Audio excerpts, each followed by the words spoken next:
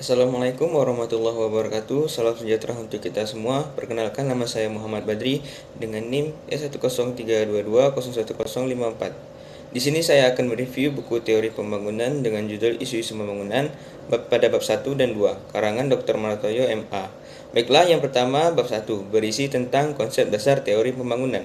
Dalam perspektif diakronis, banyak yang berpendapat kebutuhan akan pembangunan baru muncul setelah Perang Dunia Kedua, dimulai dengan program bantuan luar negeri Amerika Serikat yang populer disebut dengan Rencana Marshall pada negara-negara Eropa Barat, dan Jepang di lain pihak bagi negara-negara yang baru merdeka setelah Perang Dunia Kedua. Pembangunan ekonomi menjadi salah satu kebutuhan yang mendesak selain didorong semangat untuk mengejar ketinggalan dibandingkan dengan negara lain yang lebih mereka. Pembangunan juga dipandang sebagai lanjutan perjuangan politik. Inilah yang mendorong lahirnya ekonomi pembangunan. Setidaknya terdapat 3 pilar utama yang dibalik munculnya teori pembangunan, yaitu pertumbuhan ekonomi, bantuan luar negeri, dan perencanaan. Pemikiran yang terus-menerus dalam suatu karangan yang koheren bagi perwujudan kedua paradigma pembangunan tadi kiranya masih diperlukan. Pelemahan derajat komitmen pada nilai-nilai pembangunan yang sublim tadi akan ritual reformasi.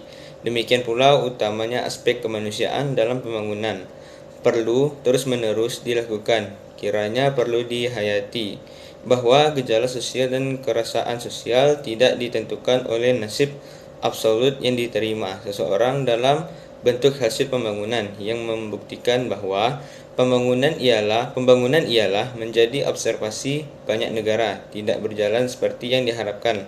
Laju pertumbuhan ekonomi memang pesat dan modernisasi terdapat wujud, dan namun diiringi oleh persoalan pembangunan yang senantiasa aktual.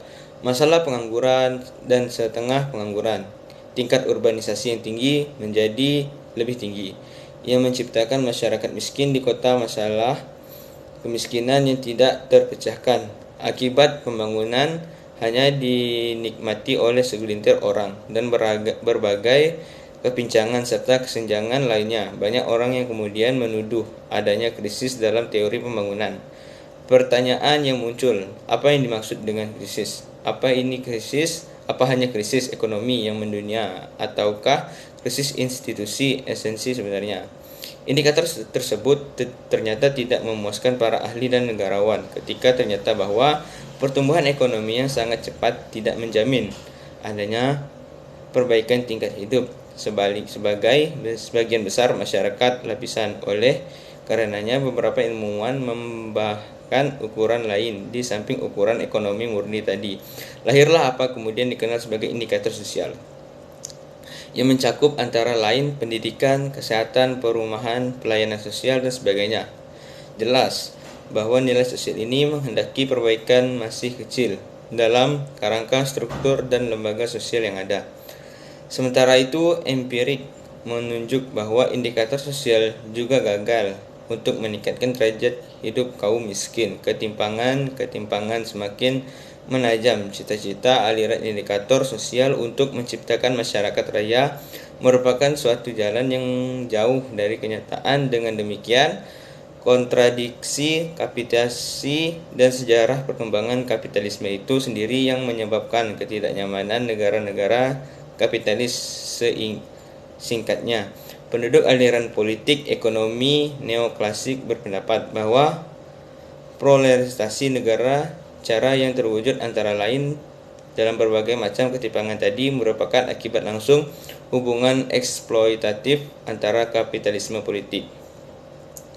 Ivan mengemukakan konsep keseimbangan multidimensional dalam kehidupan manusia yang dapat dijadikan kerangka untuk menilai hubungan antara manusia dan alat yang akan dikerjakan. Dia menganalisis secara panjang proses pembangunan yang di satu pihak mengantarkan manusia pada masyarakat industri dan alat dalam arti luas yang membelenggu kebiasaan individu. Dia menolong perbudakan atas manusia oleh teknologi dan mengusulkan apa yang dimaksud dengan rekonstruksi konvivial, yang di dalamnya masyarakat mampu melindungi hak dan kekuasaan individu dan masyarakat dapat memilih gaya hidup sendiri melalui perubahan-perubahan berskala kecil dan efektif, atau masyarakat mampu menciptakan kriteria dan mekanisme yang dapat mendeteksi manipulasi manusia. Oleh demikian, kepentingan alat teknologi yang diciptakan sistem sosial yaitu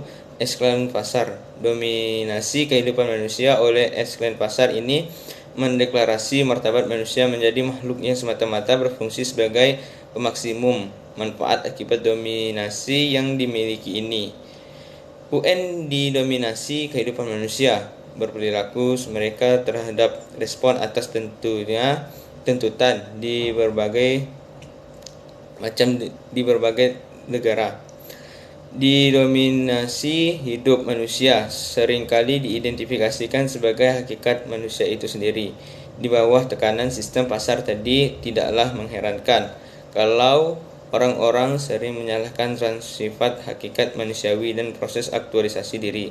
Pada bab ini tidak termasuk untuk membahas semua teori yang dikenal dalam ekonomi pembangunan, namun lebih bersifat mencoba memahami landasan teori pembangunan, isu-isu yang sering menjadi ajang perdamaian, catatan krisis mengenai kebijakan pembangunan ekonomi Indonesia yang terakhir ini terdorong dari kepedulian terhadap kenyataan pembangunan di Indonesia.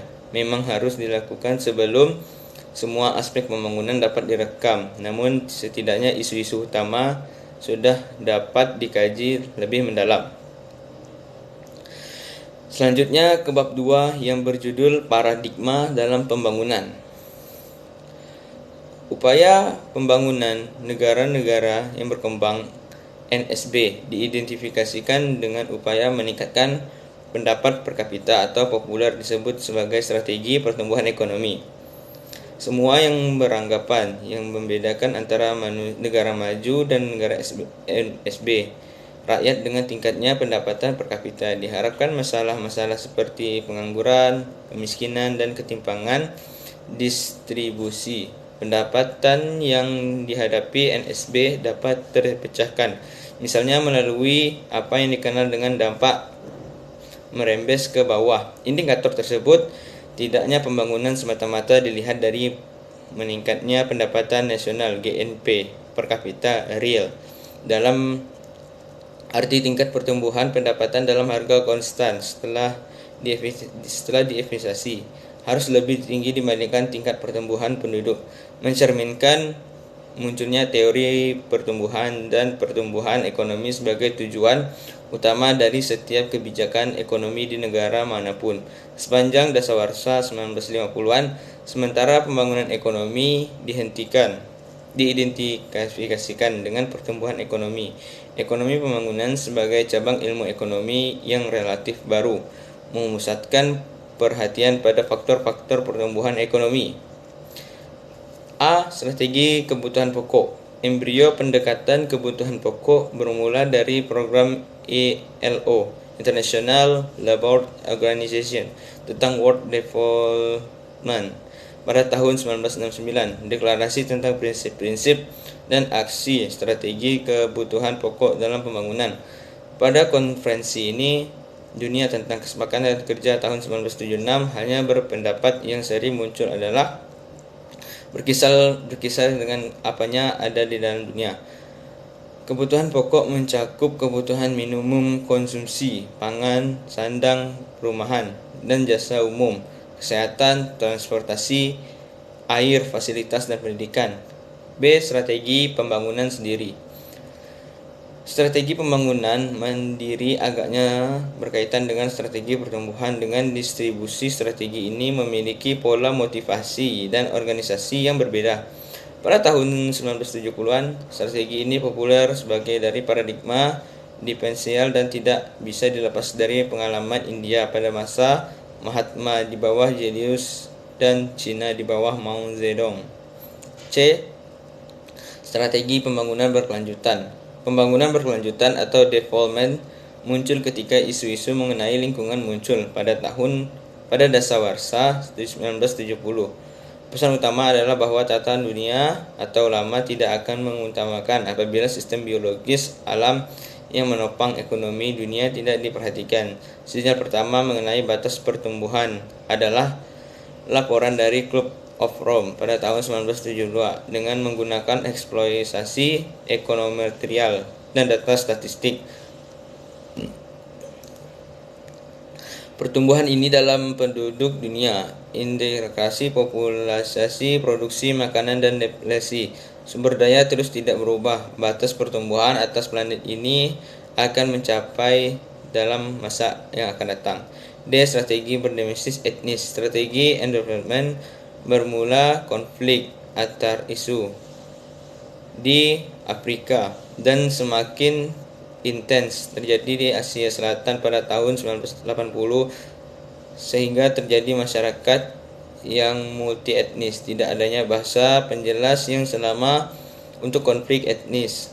2. Paradigma pembangunan autopsi atau normatif. Sejarah pemikiran mengenai pembangunan memang diwarnai dengan evolusi. Makna pembangunan dari pemujaan terhadap pertumbuhan, sehingga paradigma baru dalam pembangunan seperti pertumbuhan dengan distribusi kebutuhan pokok, pembangunan mandiri,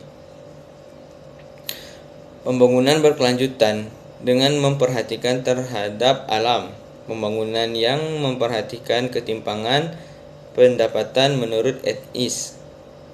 Akhir-akhir ini mulai antrean panjang beberapa paradigma lain seperti wanita dalam pembangunan regional, spasial, masyarakat kendali. Demikian banyak yang memandang berbagai pembangunan paradigma baru tentang pembangunan masih berkelanjutan dalam artian tidak adanya konstitusi. Sekian dari saya, kurang lebihnya saya mohon maaf. Wabillahi taufiq wal hidayah. Wassalamualaikum warahmatullahi wabarakatuh.